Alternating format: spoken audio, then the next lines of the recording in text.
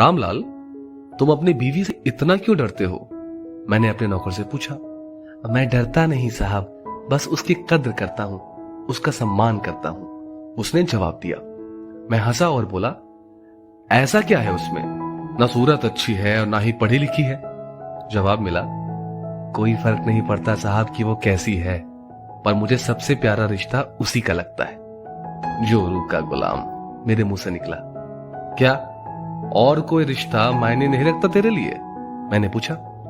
उसने बहुत इत्मीनान से जवाब दिया, साहब, माँ बाप रिश्तेदार नहीं होते, वो तो भगवान होते हैं।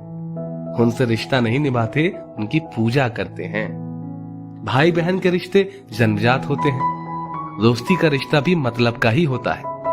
आपका मेरा रिश्ता भी जरूरत और पैसे का है, पर पत्नी बिना किसी करीबी रिश्ते के होते हुए भी हमेशा के लिए हमारी हो जाती है।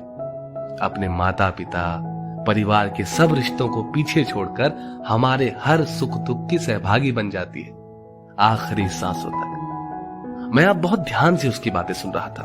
वो आगे बोला, साहब जी, पत्नी सिर्फ एक अकेला रिश्ता नहीं है, बल्कि वो तो पूरे का पूरा रिश्तों का भंडार है। जब वो हमारी सेवा करती है, हमारी देखभाल करती है, हमसे दुलार करती है, तब वो एक माँ जैसी होती है। जब वो हमें जमाने के उतार चढ़ाव से आगाह करती है, और जब मैं अपनी सारी कमाई उसके हाथ पर रख देता हूँ, क्योंकि जानता हूँ कि वो हर हाल में मेरे घर का भला करेगी, तब वो पिता जैसी होती है। जब हमारा ख्याल रखती है, हमसे लाड़ करती है, हमारी गलती पर डांटती है, हमारे लिए खरीदारी करती है, तब वो बहन जैसी होती है। जब हमसे नई नई फरमाइशें करती है, नखरे करती है, रूठती है, अपनी बात मनवाने की जिद करती है, तब वो बेटी जैसी होती है। जब हमसे सलाह करती है, मशवरा देती है, परिवार चलाने के लिए नसीहतें देती है, झगड़े करती है, तब वो एक दोस्त जैसी होती है। जब वो सारे घर का लेन देन, खरीदारी, घर चलाने की जिम्मेदारी उठाती है, तो वो एक मालकिन जैसी होती है। और जब वही सारी दुनिया को, यहाँ तक कि अपने बच्चों को भी छोड़कर हमारी बाहों में आती है, तब वो पत्नी प्रेमिका, हमारी अर्धांगिनी और आत्मा होती है, जो अपना सब कुछ सिर्फ हम पर न्यौछावर करती है।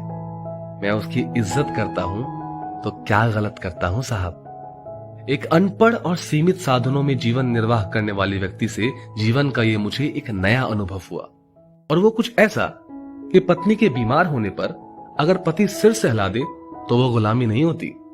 अगर पत्नी टिफिन बना रही हो तो पति बच्चों के बाल बना दे तो वो गुलामी नहीं होती। पति नहाने के बाद तौलिया बिस्तर पर फेंकने की बजाय खूंटी पर टांग दे तो वो गुलामी नहीं होती। काम से लौटने पर पत्नी की मनपसंद चीज ले आए तो वो गुलामी नहीं होती। अगर पत्नी सफाई में लगी है, पति उसके लिए चाय बना दे तो वो गुलामी नहीं होती।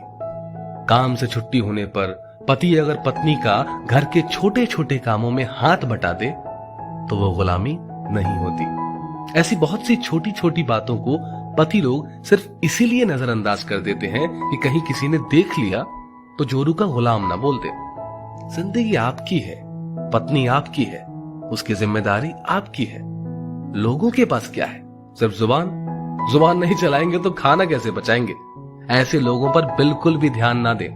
अपनी पत्नी से बेहद प्यार करें। पति पत्नी के रिश्ते की डोर बहुत कोमल होती है। आपसी प्यार और सम्मान से ही इसे मजबूत बनाया जा सकता है। डाउनलोड मौज।